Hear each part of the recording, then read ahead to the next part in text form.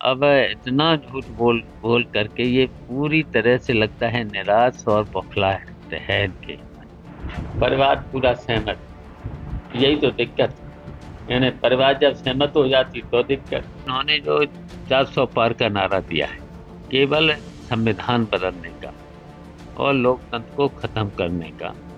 Samajwadi party के वरिष्ठ नेता शिवपाल यादव आजमगढ़ पहुंच चुके हैं और भतीजे के लिए कमान संभाल चुके हैं। सर, आजमगढ़ आ चुके हैं, क्या लग रहा है, किस तरह की तैयारी है, कितना चुनौती मानते हैं? देखिए यहाँ कोई चुनौती नहीं है। ये सीट हमेशा हमारे परिवार की रही है। नेताजी यहाँ से सांसद रहे, अखिलेश यादव सांसद रहे। अब धर्मेंद्र यहाँ पर चुनाव लड़ रहे हैं तो यहाँ से बड़ी मार्जिन से चुनाव जीतेंगे।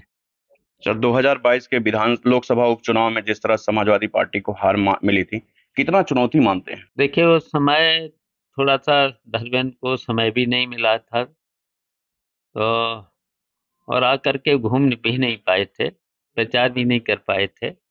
तब भी बहुत कम वोटों से उनकी हार हुई थी।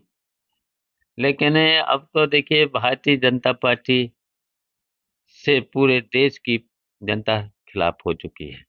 इन्होंने अपने कहीं पर भी वादे पूरे नहीं किए, कोई विकास का काम नहीं किया है।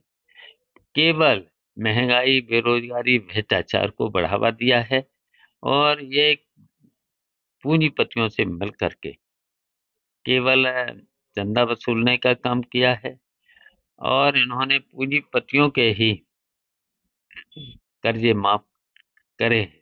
और इन्होंने जो 400 पार का नारा दिया है केवल संविधान बदलने का और लोकतंत्र को खत्म करने का, उसकी वजह से पूरे देश की जनता इनके खिलाफ हो चुकी है। तो और जनता ने अब तय कर लिया है। अब ये पूरा का पूरा चुनाव जनता लड़ रही है।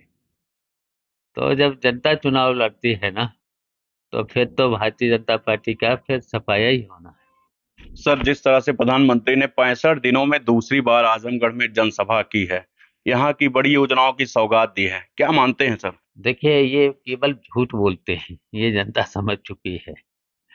और अब इतना झूठ बोल बोल करके ये पूरी तरह से लगता है निराश और बौखला है इनके मन क्या बोलते हैं। और यहाँ तक कि देखिए जो प्रधानमंत्री पद की गर्मा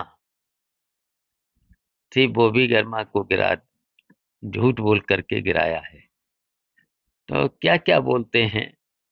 तो इसकी वजह से जनता पूरी तरह से समझ चुकी है। ये हताश हैं, निराश हैं, बौखलाए हैं। तो अब जनता ने समझ लिया है कि बस इनकी बस का अब देश चलाना नहीं है। अब इंडिया गठबंधन सरकार बनाएगा और भारतीय जनता पार्टी यहाँ से साफ होगी। भाजपा के नेताओं का कहना है सर कि जो हमारा एनडीए गठबंधन है, पीडीए गठबंधन पे भारी पड़ेगा। डबल इंजन की सरकार है, हमने विकास के बहुत काम किए हैं, इसी दम पे फिर हमें जनता चुनेगी। देखिए न तो विकास किया है, केवल झूठ बोला है। इन्होंने जो कि मैंने कहा कि महंगाई, बेरोजगारी, भ्रष्टाचार को बढ़ावा दिया है और इन्होंने जनता के लिए कोई काम किया नहीं, किसानों के लिए कोई काम किया नहीं, छात्रों के लिए कोई काम किया नहीं। और यहाँ तक कि महिलाओं को ही देख लिया था, मणिपुर में क्या हालत हुई थी महिलाओं की। यूपी की सभी 80 सीटों पर दावा कर रहे हैं, 400 पार का नारा दे रहे हैं सर। क्या मानते हैं आप लोग, कितनी सीटें हासिल करेंगे और क्या कहेंगे? देखिए हम लोग तो उत्तर प्रदेश को देख रहे हैं ना। उत्तर प्रदेश में सभी सीटों पर मुकाबला है। लेकिन मेरा अनुमान है कि ये इंडिया गठबंधन 70 सीटों से ऊपर ही जीतेगा। मोदी जी जिस तरह से कह रहे हैं सर कि ये शहजादे हैं, इन लोगों को हटाना है, ये लगातार जिस तरह की बातें आ रही हैं। ब्रजभूषण शरण सिंह भी लगातार सर बुलडोजर के खिलाफ बयानबाजी कर रहे हैं, किस तरह से देखते हैं सर? देखिए जिस तरीके से इन्होंने बोल रहे हैं तो जनता इनकी बात पर कोई विश्वास नहीं कर सकती है भारतीय जनता पार्टी पर। अच्छा बुलडोजर चला करके जो भी काम किया है गलत किया है।